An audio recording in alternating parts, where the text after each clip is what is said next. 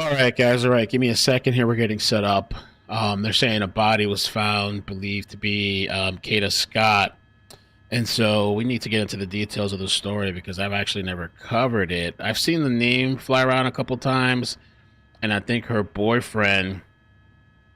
I don't wait. I don't. Let me before I even start talking. Let me pull this up. Let me get this. There's a press conference.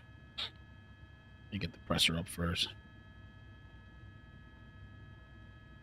Okay. Body found. Body found.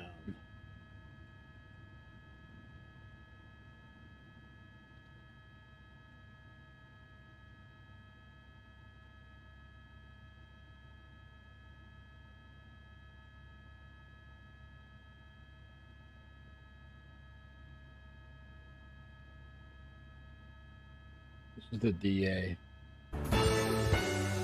NBC 10 breaking news. We come on the air with breaking news. I'm Tracy Davidson. The Philadelphia District Attorney's Office is providing an update on the search for a missing woman and the suspect charged in her disappearance. Kada Scott has not been seen in 13 days. Keon King has been charged with kidnapping in the case. This is District Attorney Larry Krasner. Is everybody ready? Let's listen. Good afternoon. Thank you all for being here. We have called this press availability in order to address any questions the media may have or anything else that we can do to support the ongoing investigation of the kidnapping of Kada Scott, the efforts to safely locate her, the efforts to further this investigation in this particular case. I just want to start by saying October is Domestic Violence Awareness Month. Our prosecutors, victim advocates, and law enforcement staff are deeply concerned about every victim and survivor of crime, and those who are victims of domestic violence are extremely important to us. Oh, there is? Oh. And we will be giving a few more details about the investigation and prosecution of defendant Keon King. Most of these details, most of the details of the case you already know. You're aware of them. But I want to make sure that we are keeping the public updated, and I want to make sure that people understand that the FBI, the Philadelphia Police Department, the DA's office, other law enforcement partners are working 24/7 on this case, are doing everything we can with the remarkable, unusual, extraordinary support and help coming from the public to address the situation we all face. I think part of what is really, perhaps what has animated so much community help, such an unprecedented effort that we are seeing by the community to get us information, to get the police information, anonymous tips, tips about cars, tips about evidence locations, things of that sort. We even have some information that additional victims of this defendant from incidents that never resulted in an arrest are starting to come forward. I think part of what is happening here, and it's good news, is that young people are seeing themselves in Kada. Older people see They believe kids. that this woman. They believe that this woman was kidnapped, and the person that was arrested is a 21-year-old Keon King. He was reportedly the last person seen communicating with her on October 4th. Before she vanished. She was receiving harassing phone calls in the days prior. And so, yeah, and now they're saying there's probably other victims and her body, they believe her body's found. So I'm going to play this presser to catch everybody up on all some of the details of the story. And then they're having a new press conference right now. And they're talking about what the scene right now. And they would like to know that everyone is doing everything they can, no matter how perfectly or imperfectly, but they're doing everything they can to try to deal with this horrific situation. I am here to say to the public that I am fully committed to there being justice in this case, to every single thing that can be done for Kada being done now. I'm not alone in that.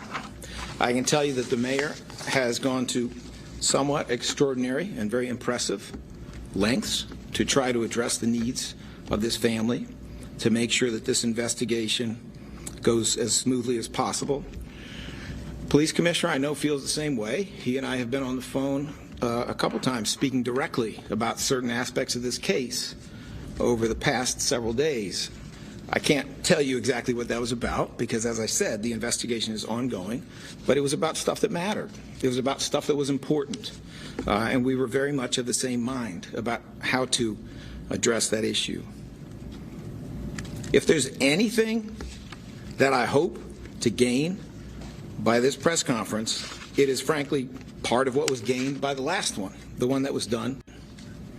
We have reason to believe that will happen because it's already happened. We have reason to believe that will happen because of the deep interest people have in Kada Scott and the deep interest they have in her safety and getting justice for what has occurred here. For anyone who has additional information, please reach out to the Philadelphia Police Department at 215-686-TIPS, 215-686-TIPS, or please contact us at the Philadelphia District Attorney's Office, 215-686-8000. I'd like to acknowledge now some of the good people who are here. We have with us Donna Wood, Director of the DAO's Relocation Unit, all the time, at every hour, as she should be, because there's not in the media. First of all, I want you to understand that when this case began, it was a, I'm sorry. When this case began, well, let me rephrase that. There's been some discussion about a prior case involving defendant Keon King, involving a different victim, a case that ended at the preliminary hearing. And there has been discussion about some of the events that occurred there. There is no doubt that there's a list of people in this office, outside of this office, and no, it doesn't matter who they are, but there's a list of people who made a lot of good decisions and a couple decisions that could have been made better, that could have been better, right? There's certainly that has been discussed. Like a lot of nonsense with this guy. It's not announced that it must be tried next time. Do that. Perhaps we can talk about it when this case is concluded. All right, let me just play the live one that was happening now. Any tips? I thought it was going to be more informative, but it's just that was a whole pat on the back, the whole time, kind of wasting time. Let's see here. Let's just start this one. The public has been fantastic in providing tips and information, and we greatly appreciate that. But based on a tip that came in last night through the night, investigators began the process of following up on that tip this morning, starting around 10 o'clock this morning, following up on that tip. And the tip was very specific that led us back to this location here today, which you all know we were out here earlier in the week doing a little bit of a search. And so based on the investigative information, based on the investigation and what they were following up on that tip today, led us back to this area behind the school, where it's a wooded area. I don't know if any of you have been back there, but it's a wooded area that goes beyond the school.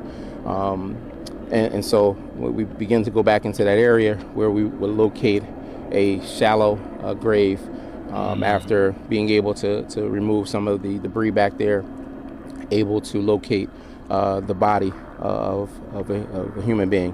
All indications at this point is that it's a female.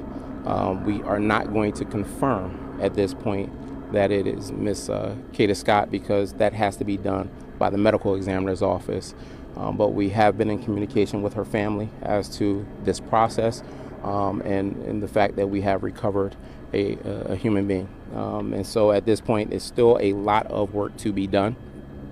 I'll be very candid that we can't answer but so many questions. We're not going to get into the investigation at this point because we want to make sure that all of the pieces to this are done correctly and that we don't put out information ahead of time because we want the people and the person that we have in custody and anybody else that may be involved in this, we want them held accountable to the highest degree of the law for what they have done. And so I just want that to be clear as to why we will not get into specific details. And so that's where we're at this point. Still a lot of work, but I must say a lot of work has been done around this case. As you know, we've been searching, have done multiple searches. We shut down the police academy. That was a decision made by myself and Commissioner Bethel to shut down the police academy over a week ago, where we brought out the entire group of recruits to comb through this area. Again, so I know, listen, no one is happy that this is the ending, and completely understand that this is a lot on our investigators, a lot on all of us, because again, we all have family members, and this could have been any one of our family members, could be anybody's family member, and that's understood, and that's the reason that you see the tireless work that's been done by starting with Northwest Detectives, and then by homicide, by our partners through the FBI, through our forensics office, through any and everybody that has been a part of this process, because we wanted to bring some level of closure to this family. And so, again, we're going to wait until we have official confirmation on, as the medical examiner is going to do their process, and then we will bring that confirmation. But that's where we are right now. Again, I can't reiterate enough how much we appreciate, tips and information that have come in from the public. I still will urge the public that if you have any information, anything that you think is related to this, continue to give us that information via 215-686-TIPS. Still continue to give us that information, because again, we don't know if there are other individuals that have been a victim of this individual that we have in custody. And so I just want that to be clear, that please continue to provide that information if you have anything. But that's where we are at this point. I would also ask you to continue to pray for Ms. Scott's family. What's the process of getting that official confirmation on whether it's her or not? Well, at this point now, we're on the medical examiner's timeline. And so they will, the body will be recovered and transported to the medical examiner's office, and then they will go through their... Uh-oh. I think it's...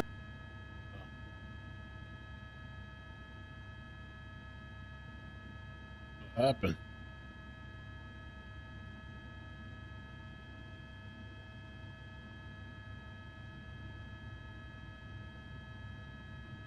Freeze? Wondering why it took until now.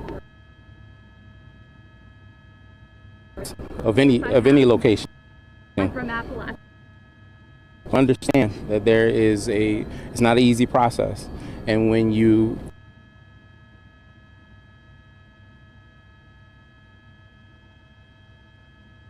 I guess their connection was cutting out. Everybody's connection messing up.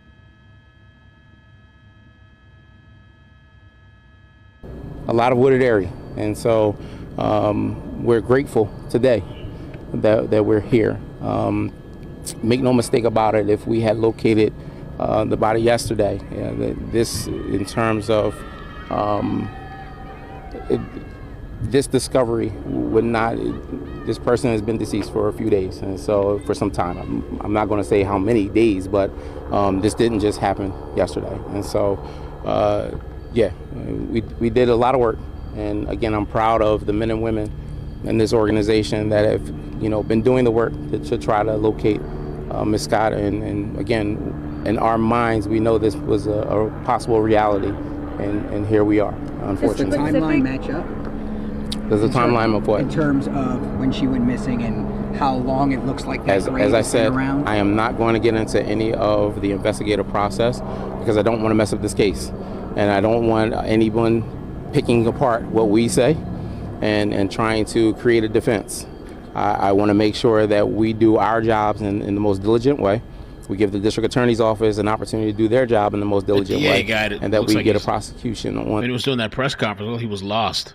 Somebody had to come and incident here, and so I'm not going to get into any parts of the investigation, not out of disrespect, but just simply because I want to make sure that the person we have in custody and anybody else that was involved in this, that they are held accountable the way that they should be. And so that's why I'm not getting into the specifics of the case. The specific tip that came in, could you get into more detail about what was specific about it? Is it in location, and was it from a community member? I won't get into the specifics. It was an anonymous tip that came in through our tip line, as we have been asking for. But it was very specific as to detailing us and directing us to a specific location in the wooded area, going back to your question, a very specific location that narrowed it down.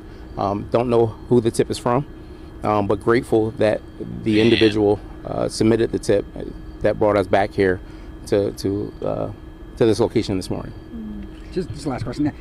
Forget the cursing and the yelling at you guys. It just shows that there's passion behind this. What do you want to say about the passion of the community? They were out here, as you know, last night searching as well. Just your thoughts on just the community's involvement in this case. Listen, I am not offended by the passion that some of the remarks that have been made as we were walking back. I'm not offended at all, because that's people's emotion, and this is an emotional situation, and so it's to be understood. However, I know what we have done in the amount of hours that have been put into this process of trying to locate Ms. Scott.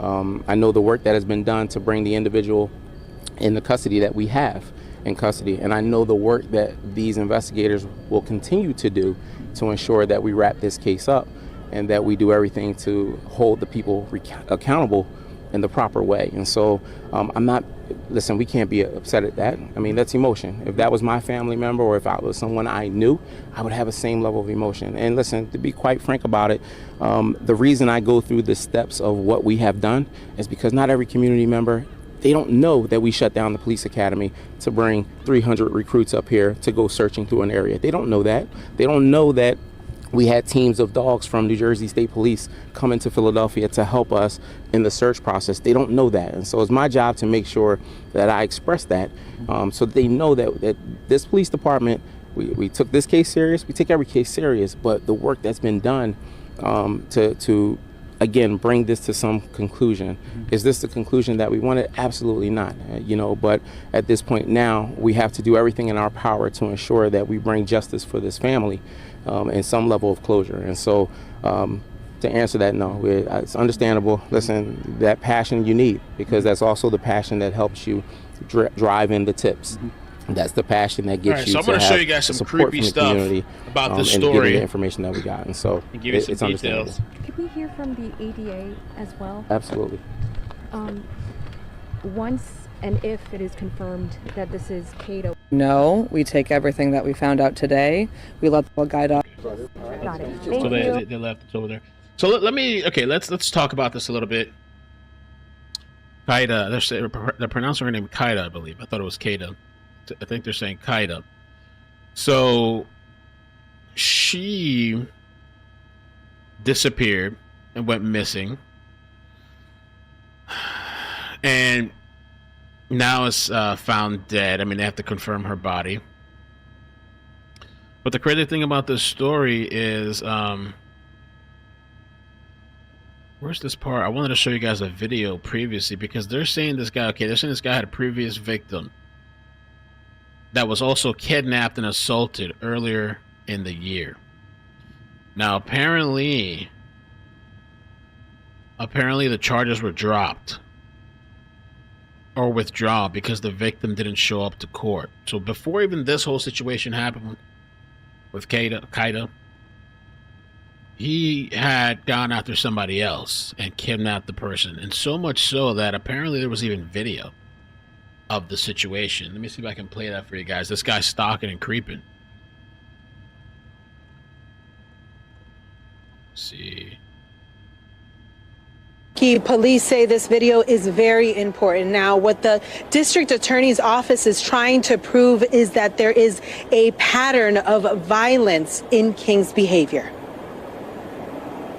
A viral video circulating on social media is giving us a new look at the man accused of kidnapping 23-year-old Kada Scott, who has now been missing for nearly 2 weeks. The Philadelphia District Attorney's Office confirms the cell phone video shows 21-year-old Keon King outside the home of a woman he's accused of kidnapping and assaulting earlier this year. What we're seeing and what we continue to see is a clear pattern. Of violence of this type of behavior. Investigators say the woman who recorded the video is heard warning someone inside the home to call police while pleading with King to leave. King, dressed in a black hooded jacket, is seen hopping the backyard fence, then peering into the home through a window. Officials say he attempted to get inside multiple times. According to investigators, this video was recorded about an hour before that woman was kidnapped. Ultimately, when the complaining witness and eyewitness on that case stepped out of the property later that day is when the kidnapping occurred, and he grabbed the victim, put her in the car, and drove away and assaulted her. Prosecutors also say children were present during the incident.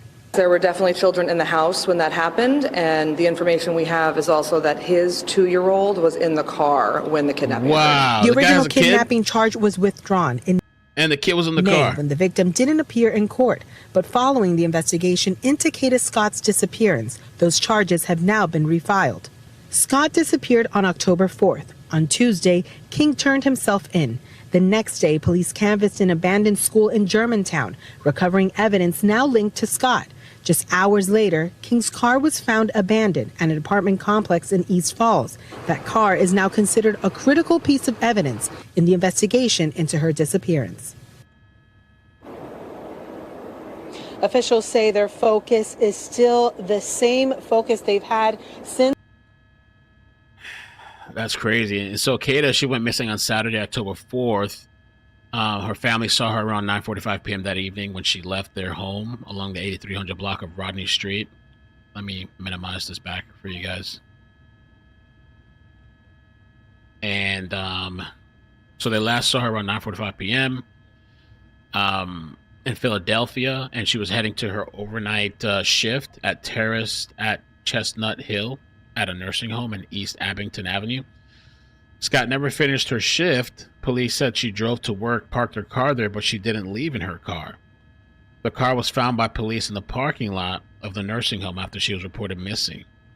Prior to her disappearance, she was complaining about being harassed through her phone.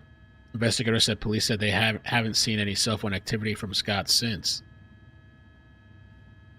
And so they found out basically that this guy, Keon King, was the last person to communicate with her or to see her. He surrendered on October 14.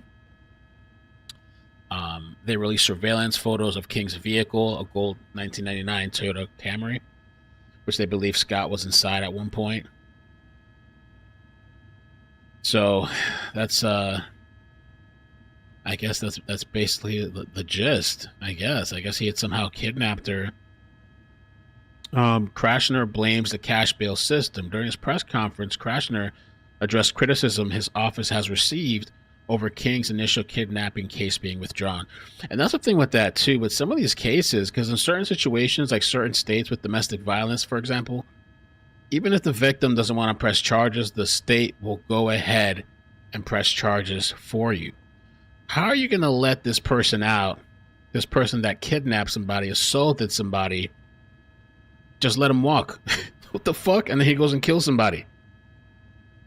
And so this guy was saying, Krashner, there's no doubt that there's a list of people in this office, outside of this office, and no, it doesn't matter who they are. Of course it doesn't matter, because you don't want to say the name, because now people are looking at you guys. That's why he was all fumbly and weird during that press conference. I couldn't even listen to that shit that they called that a press conference. What the hell was that? That they got when that guy was talking. But there's a list of people who made a lot of good decisions, and a couple decisions could have been made better. That's when you don't want to take any kind of accountability. Then he said, that could have been better. Certainly there has been discussed. But we also can't skip over some of the systemic issues here that are not small. Those systemic issues, according to Krashner, are related to Philadelphia's cash bail system. Krashner claimed his office had requested nearly $1 million bail for King for the initial kidnapping. $1 million minus $1 bail, and we did not get it. We don't set bail, judges do. The bail was set to $200,000. Why? Well, probably because the commissioner who set the bail probably imagined that was enough to hold Keon in custody. It wasn't. Keon had access to a lot of money, so he paid $20,000 bail and almost immediately was out of custody as a consequence of that. This is the story that we talk about all the time. This is the shit that we talk about, the system, these people being held accountable, these people are just getting out. I think even in New York, they're trying to bring back something like if you steal less than $1,000, you don't have to go to jail, or you don't get locked up, or some bullshit. This is the whole thing with the political stuff too that we're talking about. These people of no accountability. Let criminals run the street, let them keep reoffending, let them keep getting out, let them until somebody finally gets killed or murdered or raped or all the above. You know, that's why that guy, I could barely watch his ass. And the only reason is because I jumped on really quick because I just, I was like, oh, well, they found a body. They're saying it's her. I want to at least talk about it now. This Philly DA was so shifty and slimy. I don't even know what the hell he was saying, bumbling all over the place. That's why. So, that's kind of frustrating. I could see why. I don't know what the family has said because I just pulled up the story now, but I could see why the family has criticism or they're upset. People like this shouldn't be out to roam free like that. And this lady was probably scared shitless that if I show up to court, this guy already bailed out, probably called her multiple times, harassed her, sent her emails. Who knows? He probably communicated with the previous victim somehow. And so she's like, I'm not going to show up to court. I just want to be left alone. I don't want to deal with this. I'm afraid for my life. Unfortunate, because that's the thing too in life sometimes, right? That's the real unfortunate thing, because like not wanting to deal with certain situations, and kind of like not face it. I understand. I can't imagine what that's like. But then that person continues to do the same thing, or criminal or whatever, until they actually kill somebody, kidnap somebody. That's a damn shame, man. That's a damn shame. So I feel like they need to start like somehow holding these judges accountable some way. These people that aren't, they're just letting these people out all the time to reoffend, especially the people that have these long criminal histories, been arrested so many times and they just get out like nothing. So it's time to like start holding some of these people accountable. That's why people are fed up.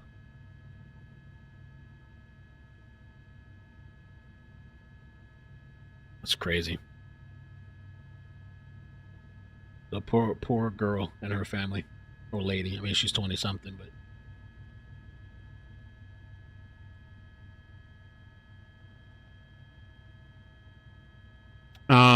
let me see. So this is footage. I rewinded it a little bit, but this is pretty much caught up. But they're I guess they're taking the body and putting it. The coroners were there. I guess they're putting it back in the police truck or van, and they're leaving. Chopper's leaving. That's crazy, man. I'm really curious what her family has to say about all this. And the chief, I think it was the chief, the guy that was talking, like, because I think they were trying to ask him, like, well, how does he respond, or like the criticism. And I kind of took it as he took the high road. I mean, what other road is there to take? That's your job. Like, what you're not going to shit on the family, but at the same time, he was like, "Oh, I know it's just emotion. It's just emotion." And yeah, it is emotion, but at the same time, I almost feel like he was being a little dismissive. I mean, maybe not. Maybe I'm reading too much into it, because he's like, "Oh, if that was my family, I'd be the same way." But then he's like, "Oh, they don't know that we got search dogs. We got 300 people to do this and that." And at the end of the day, though, I mean, the cops. What are they going to do? I guess arrest and put them behind jail. Then these judges and DA and all these people, the lawmakers that are supposed to do something, and they're not.